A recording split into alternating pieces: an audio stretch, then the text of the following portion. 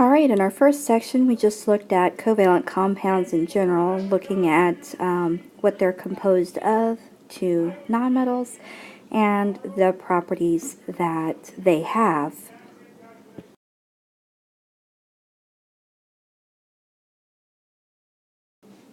In this section we'll look at the rules for naming covalent compounds and write their formulas. Alright, so we'll use these three rules for naming binary compounds. The first two are pretty much similar to when we named ionic compounds. So the first element is going to be the name of the element.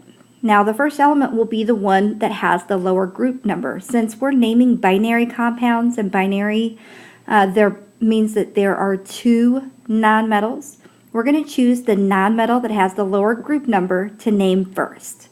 And we will just give it its element name. So oxygen would stay oxygen.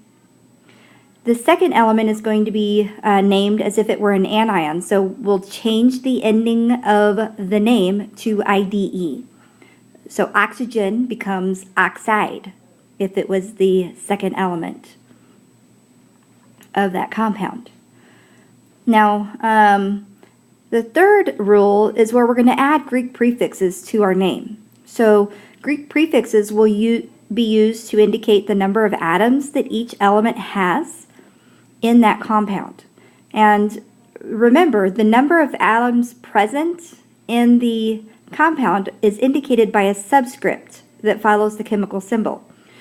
The only exception to using Greek prefixes is if there is only one atom of the first element.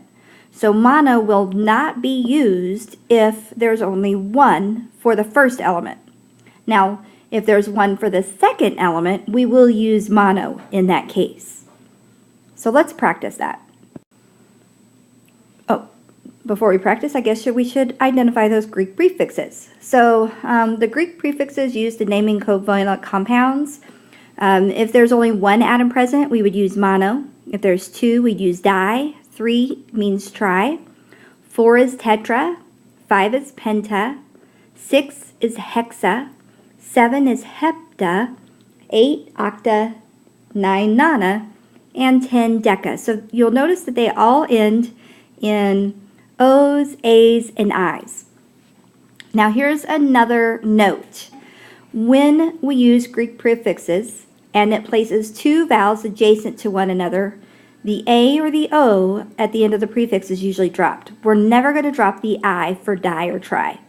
But the O's and the A's will be dropped usually if there is two vowels together. For instance, monoxide would be written as monoxide. So we're going to drop that O off of mono. And then for triiodide, we would say triiodide because we do not drop I's. I don't drop I's. All right, now that we have our Greek prefixes, and by the way, those are located on the back of your periodic table, so you don't have to memorize them. Let's go ahead and practice naming some molecules. Man, I keep wanting to practice. One more note. Diatomic molecules. We're going to write those with the first name only. So we'll follow the rules for the first name. Or we could write them as the element name plus gas. So what I mean by first name only is for H2, we would say dihydrogen. O2 would be dioxygen. F2, difluorine. Br2 is dibromine. And then we have diiodine, dinitrogen, and dichlorine. So that is one way we can name those diatomic molecules. But we could also name them with the element name plus the word gas. For instance, hydrogen gas or nitrogen gas. So those are two ways we can name the diatomic molecules. Hey, we finally get to practice. So we look at carbon and we see that there is only one. Remember, our rule says that if there is only one for the first element, we do not write the prefix. So we would just write carbon. Let me get my pen working. All right, so we'd write carbon. Now when we look at the second name, we see that there are 4. If you remember, The prefix for 4 is tetra. So we write tetra and then chloride. Remember, the last names end in IDE. So that becomes carbon tetrachloride. All right, the next one, arsenic. There are 2 atoms of arsenic. So we're going to use the prefix di for the 2, and then arsenic. Because it's the first name, we don't change it. And then we look at the second element, and we have 3 oxygen molecules. So 3 is tri, and we never drop the i's, so we're going to keep the I there. And then oxide, because we changed the name to IDE. All right, there is 1 carbon, number 3, but we do not write mono for the first element, for the first name. So we would just write carbon again. And then we see that there is 1 oxygen. We do write mono for the second name. So it would be monoxide, but we drop the first O because there's 2 vowels together. So it becomes monoxide. All right, number 4, we have sulfur. There's only 1. We do not write mono if there's only 1 in the first name, so it's just sulfur.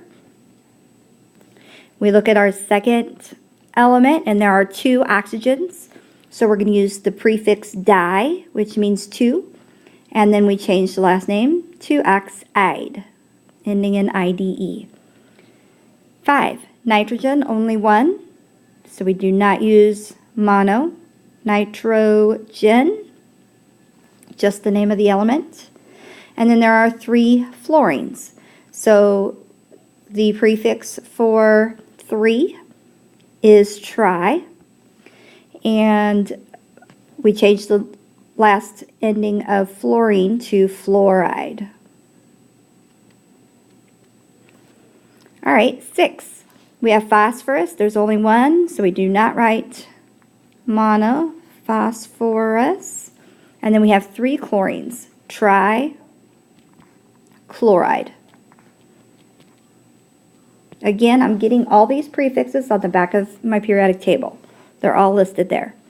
All right, remember we said that if it was just a diatomic molecule, one of the Hofrinkel twins, we could have 2 choices. We could name it as if we're naming the first name by di, that's a D, dioxygen. So that's one possibility. Or we could just say oxygen gas. And you may see it either of these ways. So be prepared for either way. And then the last one, phosphorus. Again, only 1, but we don't write mono on the first one. And then 6, bromines. So looking on the back of our periodic table, we see that the prefix for 6 is hexa. So it becomes hexabromide. All right, there's our practice for naming molecules.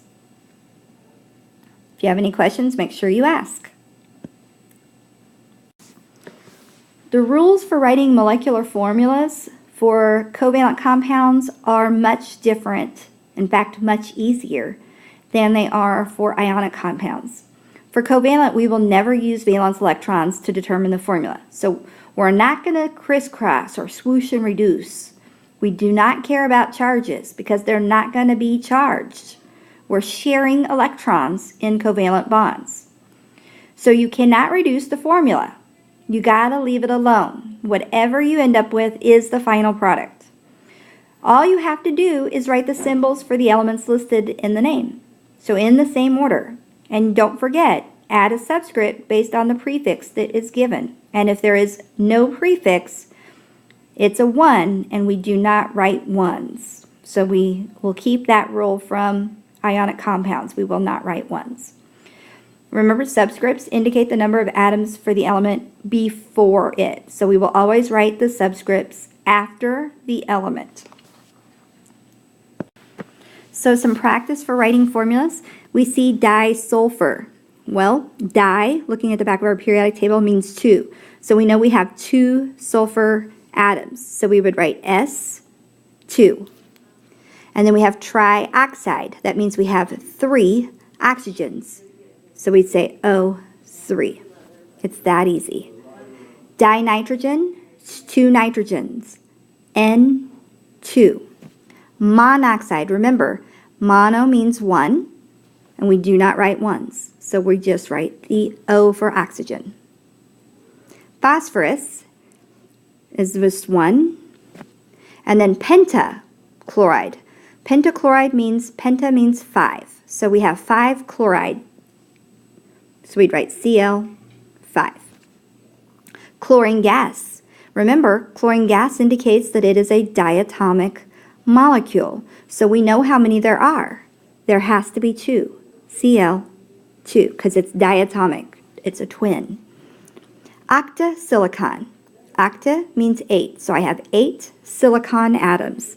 So Si8. Heptacarbide. That means I have 7 carbons. Oxygen means I just have 1. We don't write the ones. Monohydride. Mono means 1, so that means I have 1 hydrogen atom. Disulfur, 2 sulfur atoms, so S2. Deca. Deca is one we haven't used before. Deca means 10, so I have 10 fluorides, so F10. And I don't mean the pickup truck. Ha ha ha. All right, sulfur. There's only 1. And then hexa, remember hexa was 6. So that would be 6 fluoride, so F6. And there is your practice for writing formulas of covalent compounds. See how much easier that was than ionic. A quick concept check that we're going to answer in the summary section of our notes. We crisscross when writing formulas. Go ahead and answer these questions. Hit pause on the video, answer these questions, and then check your work. Number 1, we crisscross when writing formulas. Hopefully you answered that is false. When we write ionic formulas, it would be true, but not for covalent formulas, which is the topic of this conversation. Penta means 5. True. Penta does mean 5. What prefix means 3? Tri means 3, T-R-I. What number does the prefix octa represent? Hopefully you know that because of our reference to the octet rule, but the prefix octa is 8. How many atoms of oxygen are present in NO2? Remember, the number of atoms present is indicated by this subscript following the atom, so or following the element. So it would be 2 because it's O2. P2I4 has how many atoms of phosphorus? There are 2 atoms of phosphorus. What prefix do we use when naming H in C6H6? So we're going to look for the 6 in the back of our periodic table, and we see that we would use the prefix hexa, H-E-X-A. What prefix do we use when naming sulfur? Well, there's only 1, but it's the first element listed, so we do not use any prefix when naming sulfur. It would just be sulfur. What is the name of C2Cl3? So we have 2 sulfurs, so it'd be disulfur, trichloride. What is the formula for dinitrogen monoxide? It becomes N2O. All right, and there is our notes for Section 2, Naming and Writing Formulas of Covalent Compounds. I'll see you later for Section 3.